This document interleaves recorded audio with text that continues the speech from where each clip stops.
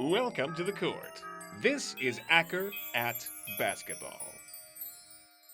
Now, let's move into the team that has shocked me the most coming into this season. I mean, I don't know. I think you were dead on when it came to this team. 3-2 West Georgia just ended up having a 100-92 victory over the Citadel.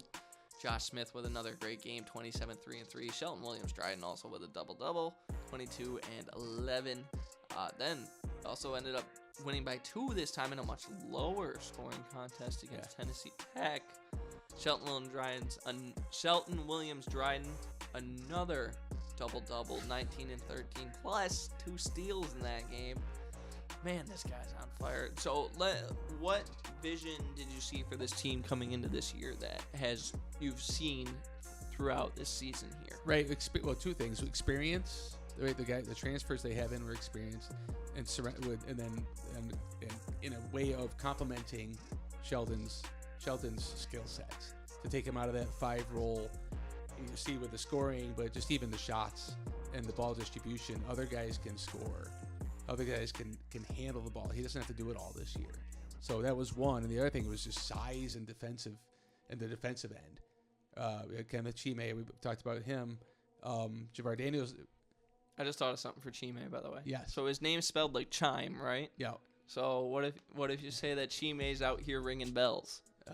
I could do that. There you go. There. All right. Okay. Anyways, so Javar Daniels. So Javar Daniels also is blocking shots and being a physical force on the inside defensively.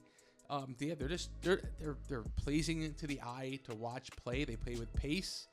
They're leading the conference in 3-point percentage at 42, which was something I did not expect for them to do. Right, exactly. And they've got 2 guys that we thought would be contributors, Zucic and Micah Smith that we believe are injured and haven't been able to. Yeah, that we know both of them had surgery in the offseason. Right, exactly. So I did. So down the stretch, we talk about Shelton a lot.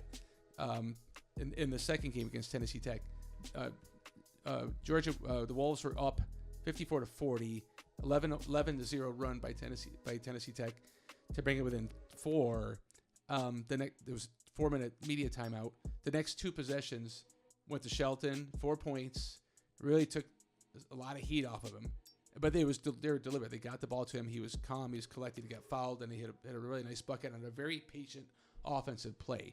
To me, that shows that experience that I'm talking about. Now, I will say this, though. At the very end of the game, it almost didn't go their way. They were a little fortunate from a shot perspective. Tennessee Tech just couldn't get the ball to fall. And they did get a little sloppy at the end there. So, but I think it was a good learning. They gritted it out. They found a way to win. And I think they're on their way. Right. And I'm very impressed with what I saw from the redshirt freshman of Chaz Lulis in his starting role. Also, Malcolm Noel just returned as well. He was another guy that's been out for a while. Good point. And Noel he did see only limited time. But yeah, that's another guard that they're getting back now. Exactly. Too, and he's more of a smaller guard. Doesn't bring quite that size, but he brings a lot of grit to the lineup. Yes, he does. Yep. So previewing for what they got upcoming here, you're gonna play USC Upstate. 3-3 is what their record is, and then also gonna go on the road, go play against interstate not rival, but interstate team. Gonna be rivals after what you got upcoming for them this week. Georgia Tech. So, who's also 4-1 by the way. So. Tell me why you think that they're going to upset Georgia Tech. Right. Oh, they are? I'm going to predict that? Yeah. I'm going to predict that, yeah.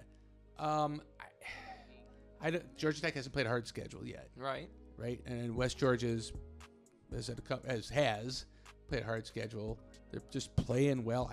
I'm very, very, very excited about them. I'm just going to carry that momentum and that energy behind them. It's a gut feel. It's a gut call. I think that's it. Yeah. I want to see them just deliver it here. Okay. It's time. It's time for one.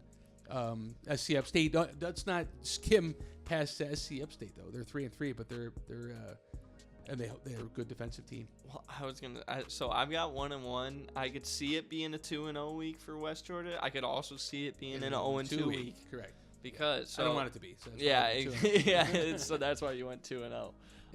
But USC Upstate did just lose to Tennessee Tech 88-84, as we just discussed. Right. there was a 2-point victory for West Georgia. But when the margins are that low, it's kind of a toss-up. You can't really consider that. Right. So this is why I dug a little deeper. In 2 of the 3 losses that Upstate has, they allowed their opponent to shoot greater than 38% from beyond the arc. Okay. West Georgia shoots 42% from the beyond the arc. Plus, I mean, I think that ends up being a win here. Also, I forgot to mention this. So West Georgia's had some good high-scoring games so far this year. Yep. But against Tennessee Tech, they had a low-scoring contest, 61-59. They proved that they could win in a gritty win in a low-scoring defensive game. I think that helps mitigate those concerns of Upstate's 68.8 opponents' points per game. Yeah. That's why I'm confidently giving the win to West Georgia here. But I could see it being a loss at some point. But I'm pretty confident it is a W. Now, moving into Georgia Tech. They did just lose to Georgia by 5 this week. Georgia Tech's 4-1. Georgia is 5-0 currently. Yep. Neither team really has had that tough of a schedule so far. Right. Georgia Georgia did pummel Bellarmine earlier in the season in opening day. They did. It was an overpowering victory. Yep. I've already said I think Bellarmine's roster just in general is, or at least at the beginning of the season, I thought this and during the preseason, that they're better than West Georgia's roster on paper. Right. However, the Wolves have, as I've also previously mentioned here as we were beginning talking about this team, they've massively proven my expectations wrong. Like they are exceeding them tremendously right now. And then also Georgia Southern did end up being beat by Georgia Tech here by 2, 68-66. That was a shootout game that they won against FGCU earlier in the year here, 95-94, I believe that final was. For Georgia Southern, you're talking about, right? Yeah, Georgia Southern did end up beating them. Florida Gulf Coast. Yeah, so Georgia State's beaten Georgia Southern. Georgia Southern, excuse me. And then Georgia Southern beat FGCU. Right. I think FGCU is probably the best team in the conference so far. Right. My number 1 predicted for preseason, by the way. No, beyond that point, though, no. I for that, I see Georgia Tech getting the win against the ASUN team once again. Right. There you go.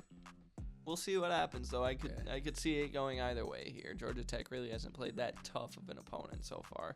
And this will be a big statement to really kind of figure out where West Georgia falls. Right. In that, I think this game will kind of, especially if they're able to beat Georgia Tech, that's when I'm like, oh, shoot. Not only was I completely wrong about West Georgia, not only was the whole entire coaches poll wrong about Western Georgia, they might be the team to beat this year if they're able to pull off that W against Georgia Tech. Right.